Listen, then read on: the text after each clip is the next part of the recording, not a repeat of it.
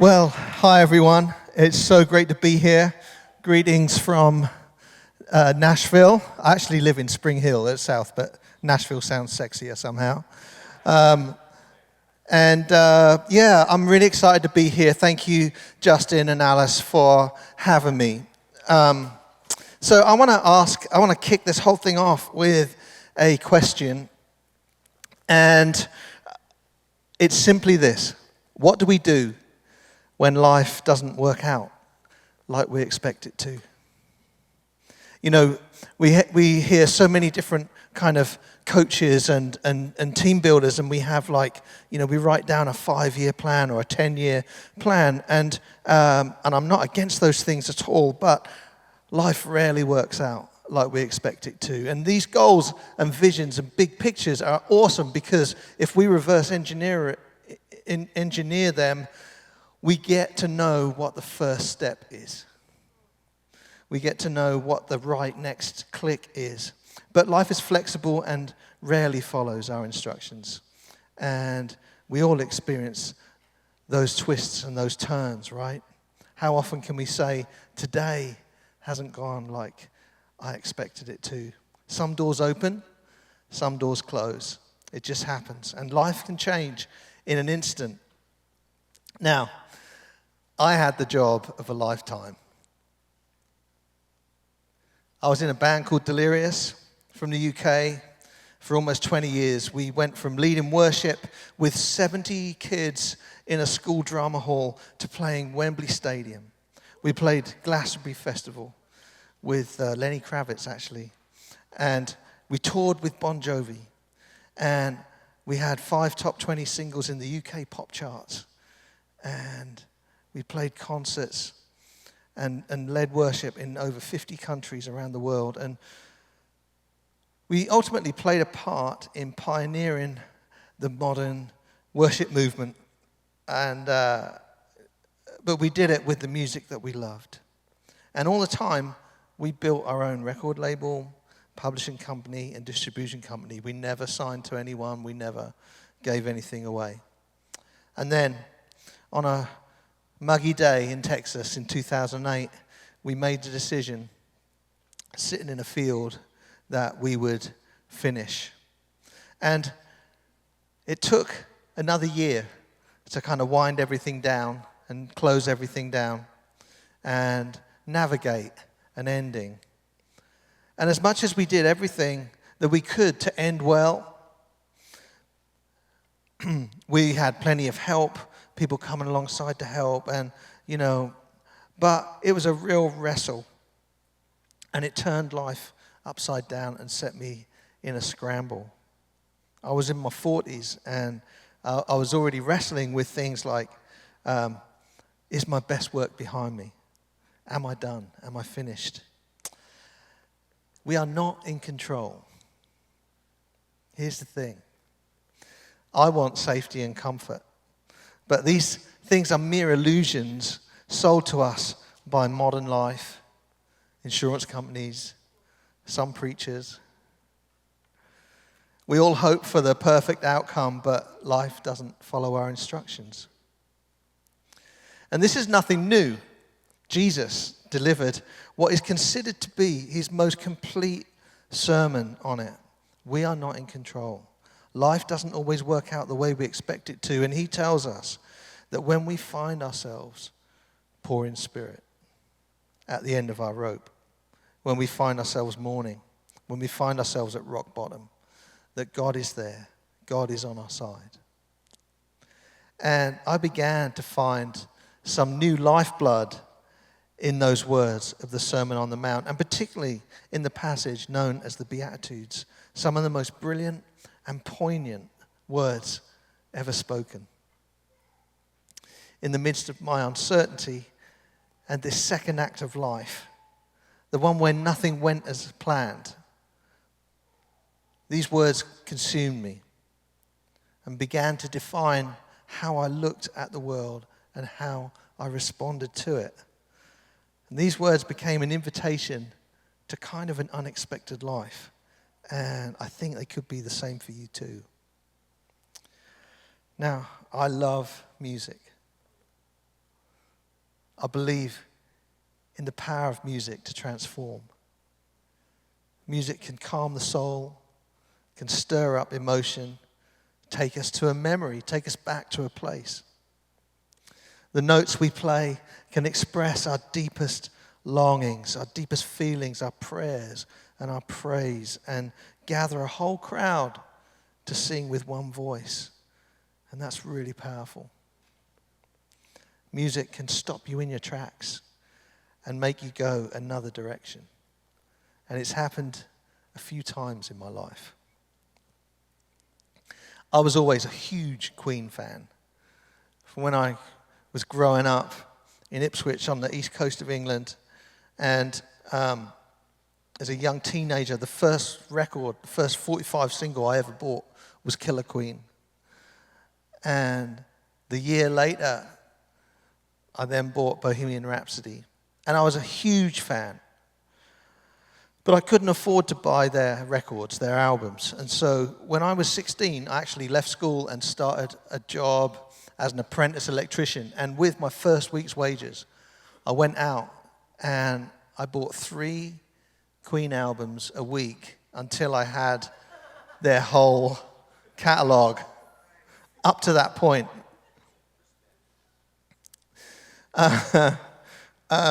So one day I walked into Parrot Records in Ipswich, and the guy that runs the store, he said, "Stu, there's a new Queen album out. Do you want to hear it?" I was like, "Duh, yeah." And so he set me up, turntable, headphones, put the needle down on the record, and because it was 1978, right? Just to be clear. And from the first few chords of the opening track, which was like a punk or rock and roll version of We Will Rock You, like a fast rock version of that song, I didn't just want to play guitar. I wanted to be Brian May. And it changed my life. It was like hitting a brick wall and turning the other way. And I went home, and I used to have a drum kit, and I was learning to play drums. And I said to my dad, "Can I sell my drum kit and get a guitar and an amplifier?" And he took me to Whitmore's Music on the Norwich Road in Ipswich. And I bought my first guitar and my first practice amp, much to the neighbor's chagrin. Anyway, never looked back. Now, the second time that music stopped me in my tracks and turned me round and sent me another way was the first time that I heard the Radiohead album, The Bends. I couldn't believe how amazing that record was from start to finish. And it was like a musical revelation to me. And I turned around, went another direction musically. And at the time, we were recording, Delirious were recording King of Fools. You can hear a little bit of that influence on there, but you can really hear the Radiohead influence on an album called Mesomorphosis, which was the next record. And it's a direct result of that, hitting that brick wall and turning around. The third time that I hit a brick wall and got turned around wasn't with music. But it was when I heard a series of talks called A New Exodus by a preacher called Rob Bell and the World Relief executive Don Golden.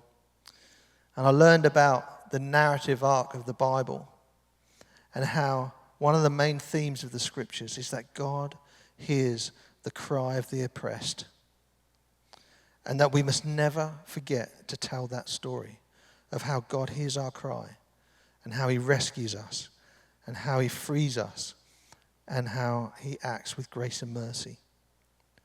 And in those talks, I learned about Jesus giving the Sermon on the Mount like a new Moses, a new Exodus. It was like, just like in Leviticus 19, how it was like he was saying, "Be holy, for I am holy." And this is how you do it. But instead of giving us 600 plus commands,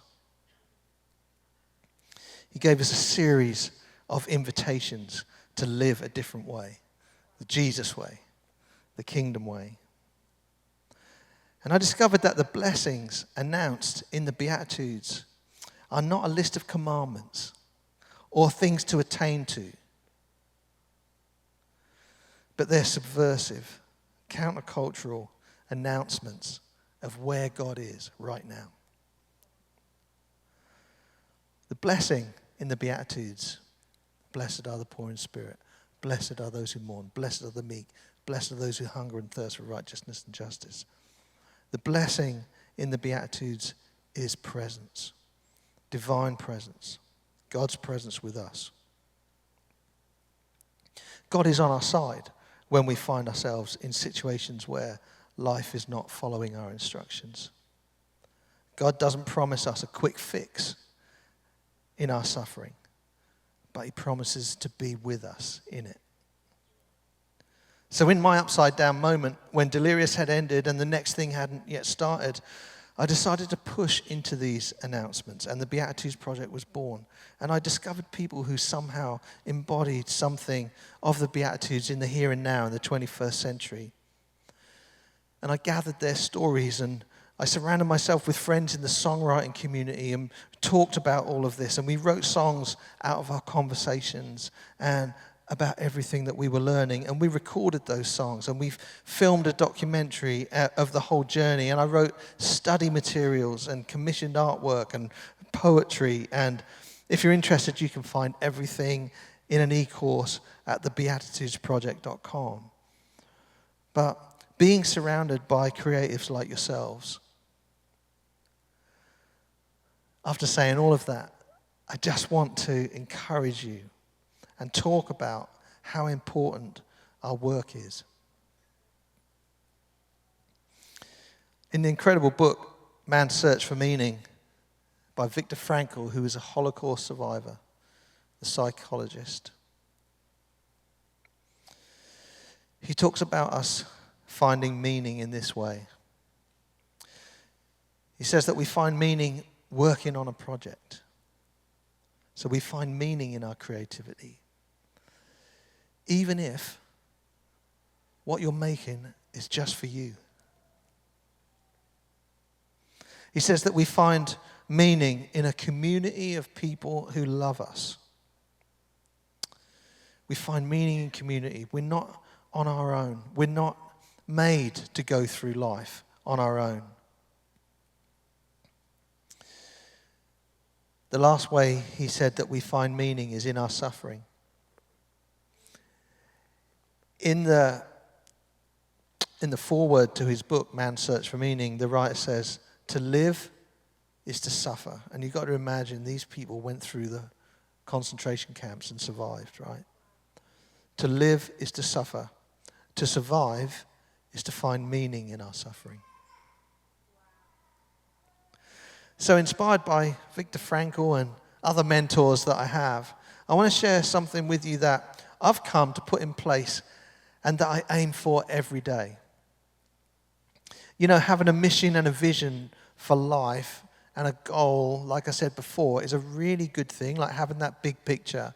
But what do we do every day? What do we start to do every day that gives us like critical actions to eventually see the big picture come about? So I've got this little daily checklist, and it was inspired by Viktor Frankl, which is why I said that. But so I've got a little checklist. I just want to share that with you before I wrap this up. So I have a bit of paper, and I have 3 check boxes on it. The first one is create. So every day, I beat resistance, like Stephen Pressfield says in his book. I beat resistance by starting something. So if I'm on a writing schedule, I'll write 100 words. It might only take 10 minutes, but I do it. If I'm working on music, if I'm writing a song, for instance, that day, I'll come up with an idea. I'll come up with a chord sequence or a title. And we beat that resistance to create something by starting.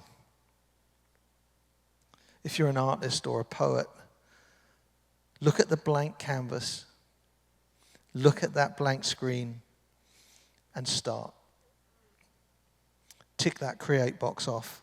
Secondly, the second box is learn. I want to encourage all of us to have an attitude of an eternal student.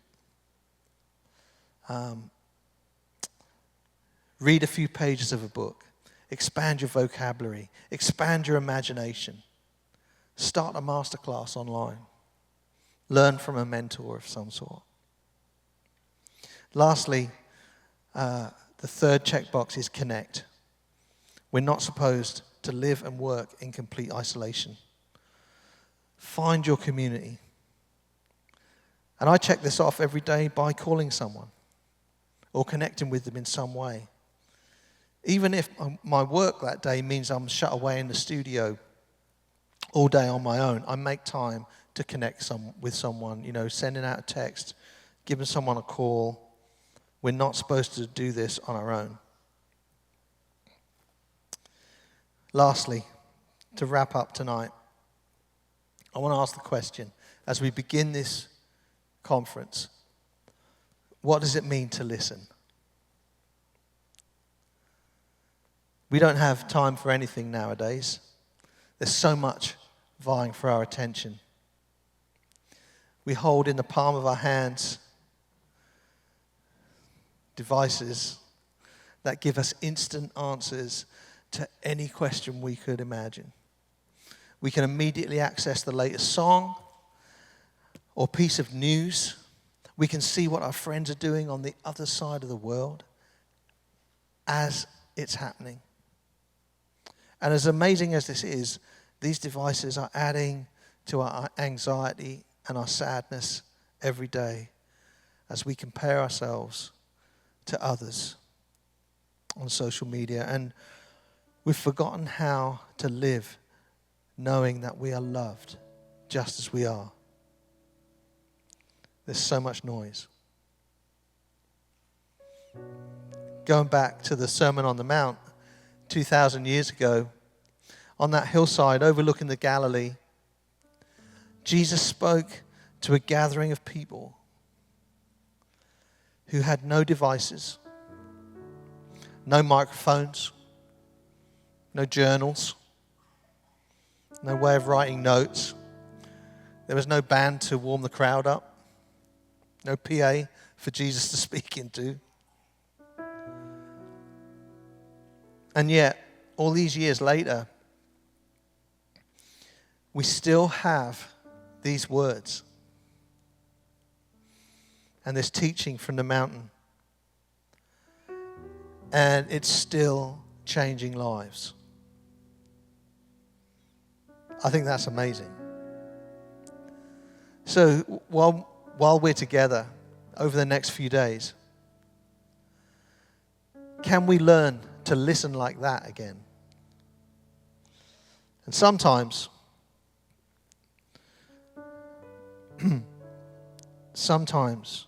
we need to slow down. There's that great story in 1 Kings 19, 11 to 13 of Elijah wanting to hear the voice of God. And God tells him to go on the mountainside, and the storm comes and God didn't speak in the storm. And then the earthquake came and God wasn't in the earthquake. But then there was a whisper, and God's voice was in the whisper. So there's so much noise. Speaking as a musician, we have a different way of listening to most people. When we're playing together on stage, playing with each other, we're listening for the right key. We're listening for the tempo. We're listening to what the other instruments are playing so that we can complement and harmonize. We're listening so that we leave the right space. It's space that makes music so great, actually. We're listening to play the right parts for the song and not just to play whatever we want If everyone played whatever they wanted at the same time, it would be chaos. So imagine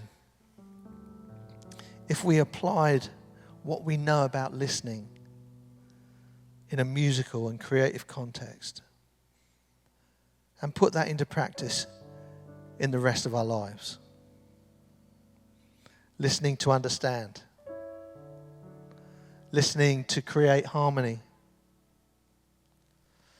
Listening to the whisper of God in our friendships and our conversations and at this conference. That would be awesome, wouldn't it? So I'm so thankful that we're here at Creative Legacy 2025. And I'm really excited and looking forward to the next couple of days together and learning from each other.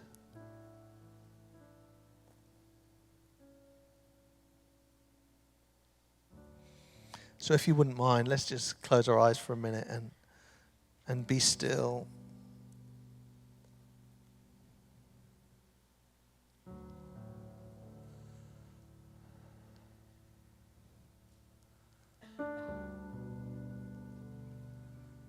What does it mean to listen?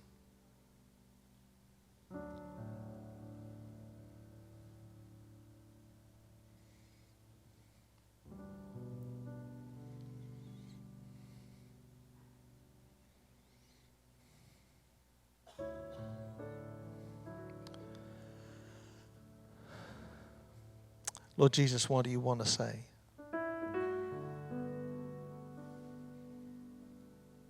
We open our hearts. We lay ourselves bare before you.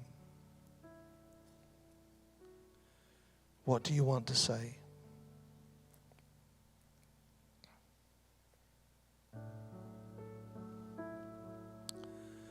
And people, what do you want to hear? What are some things that you would love to hear the voice of God say?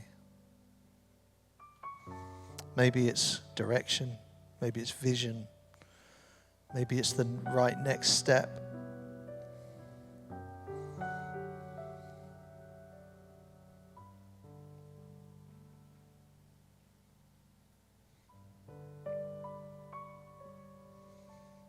What does it mean to listen?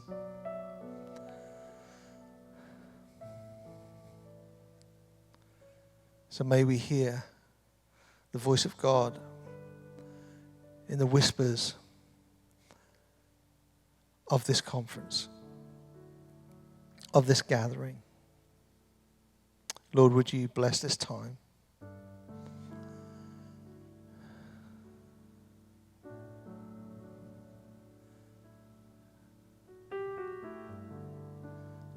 Thank you for listening, everyone, and grace and peace to you, and